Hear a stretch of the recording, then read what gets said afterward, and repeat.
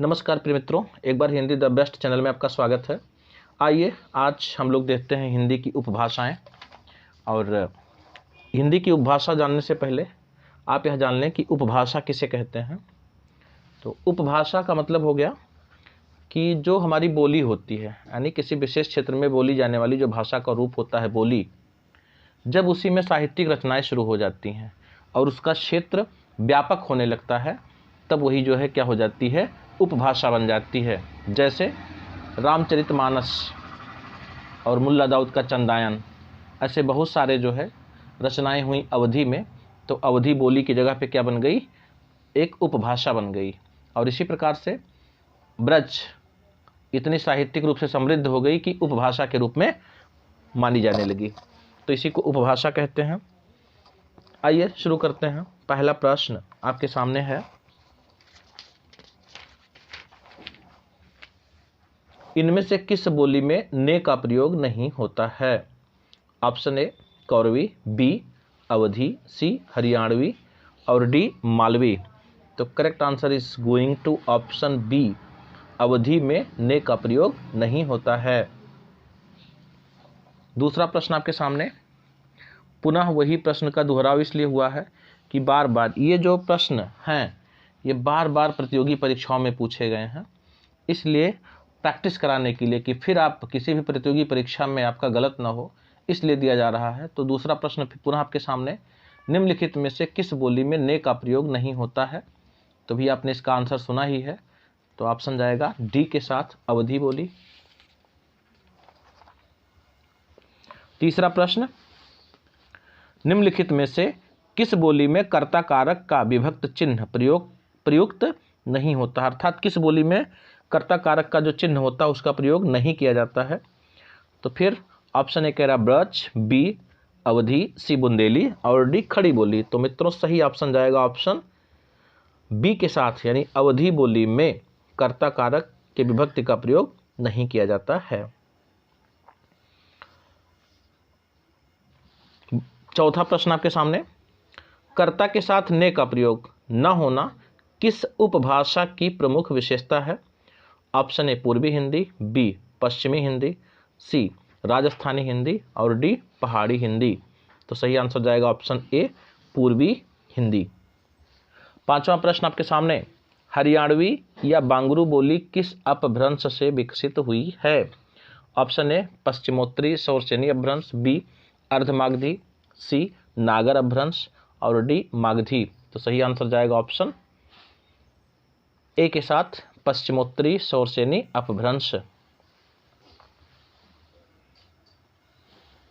छठा प्रश्न आपके सामने, बांगरू किस उपभाषा वर्ग की बोली है। तो ऑप्शन ए है पश्चिमी हिंदी, बी पूर्वी हिंदी, सी बिहारी हिंदी और डी पहाड़ी।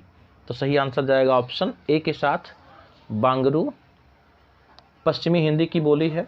और पश्चिमी हिंदी में हरियाणवी को ही बांगरू कहा जाता है। पश्चिमी हिंदी में कुल 5 बोलियां हैं, खड़ी बोली, हरियाणवी, दक्षिणी, ब्रजभाषा, बुंदेली, कन्नौजी।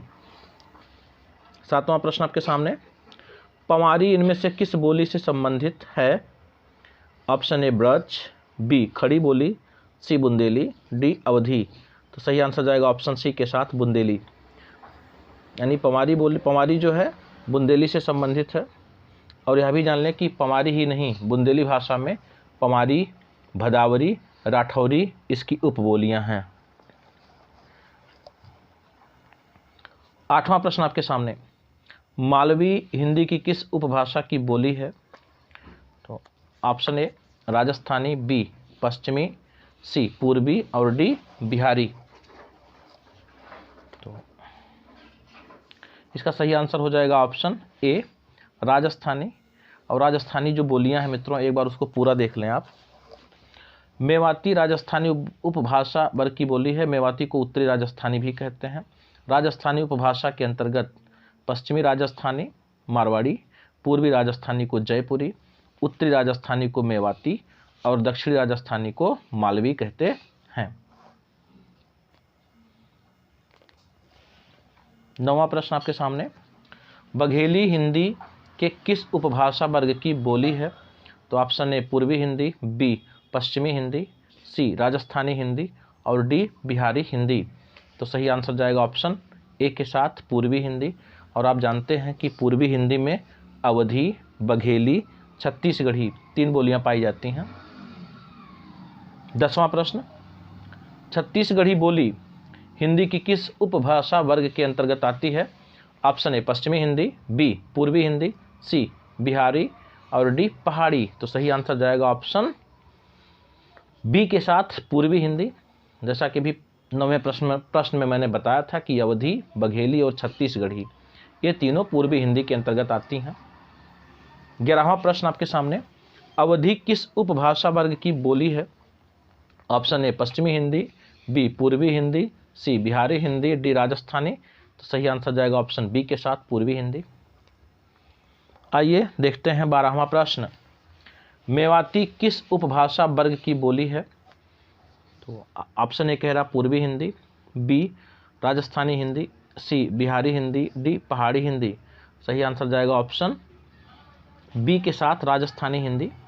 आप जानते हैं कि राजस्थानी हिंदी की 4 बोलियां हैं, मारवाड़ी, जयपुरी, मेवाती और मालवी। 13वां प्रश्न आपके सामने, निम्नलिखित में से कौन सी बोली मध्य पहाड़ी हिंदी उपभाषा के अंतर्गत आती है? Option A Nepali, B Garhwali, C Lahnda और डी ब्रज। तो सही आंसर जाएगा ऑप्शन बी के साथ गढ़वाली। और जैसा कि आप जानते ही हैं कि पहाड़ी हिंदी की 3 बोलियां कुमाऊनी, गढ़वाली और नेपाली होती हैं।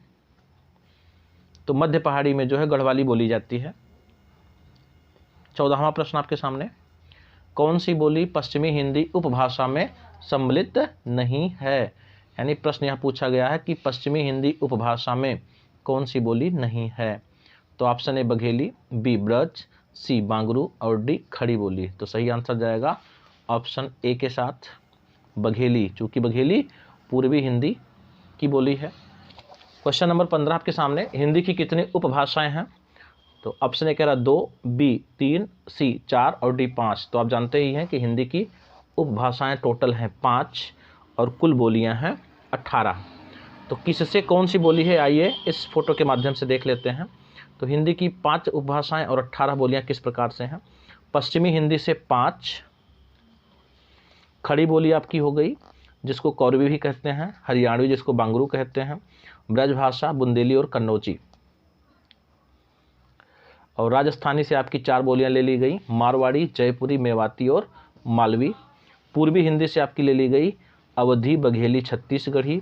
बिहारी हिंदी से आपकी भोजपुरी, मगही, मैथिली। और पहाड़ी हिंदी से कुमाऊनी, गढ़वाली और नेपाली। तो टोटल ही हिंदी भाषा में 5 उपभाषाएं और 18 बोलियां हैं। मित्रों, वीडियो देखने के लिए धन्यवाद। वीडियो अच्छा लगा हो तो चैनल को सब्सक्राइब जरूर कर लें। इस प्रकार की इंटरेस्टिंग और महत्वपूर्ण जानकारी आपको मिलती रहेगी।